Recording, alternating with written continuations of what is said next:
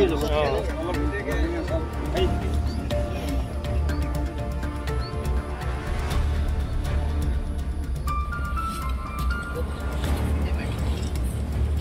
hedalu na. Tetelu ki. Ya দেখি যায়। যাবই না। কিন্তু আজিও দুষ্ট।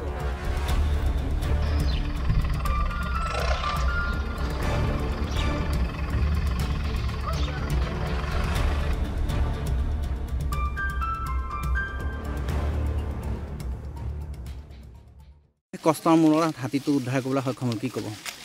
হয় আমি এতিয়া ৰাতিপুৱা 6-7 বজাৰ পৰা আৰম্ভ কৰি এতিয়া আপোনাৰ 11:30 বাজিলে সকলোৰে সহযোগত অৱশেষত হাতীটো আমি উদ্ধাৰ কৰিবলৈ সক্ষম হ'লোঁ। তাৰ বাবে আমাৰ যি বন বিভাগৰ সকলো কৰ্মচাৰী আপোনালোকৰ সাংবাদিকসকল আছে ইয়াত আমাৰ স্থানীয় ৰাইজ আছে আৰু আমাৰ যিমানখিনি কৰ্মচাৰী আছে বা সকলোকে আমি ধন্যবাদ জনাইছোঁ আমাক সহযোগিতা কৰাৰ বাবে এই উদ্ধাৰ অভিযানত। আৰু কিবা কষ্ট পাইছে নেকি হাতীটোৱে?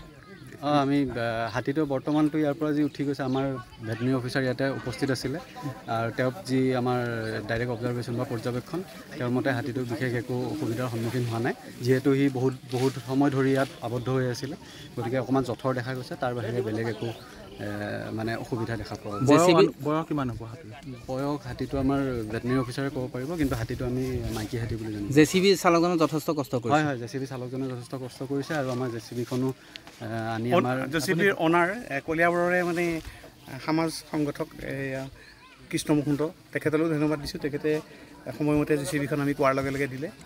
হয় আজি জেচিবিখন নোহোৱা হ'লে আমি উঠাব নোৱাৰিলোহেঁতেন। সকলোৰে সহযোগত আমি কৰিবলৈ সক্ষম হৈছোঁ গতিকে সকলোকে আমাৰ ফালৰ পৰা বন বিভাগৰ ফালৰ পৰা ধন্যবাদ জ্ঞাপন কৰিছোঁ।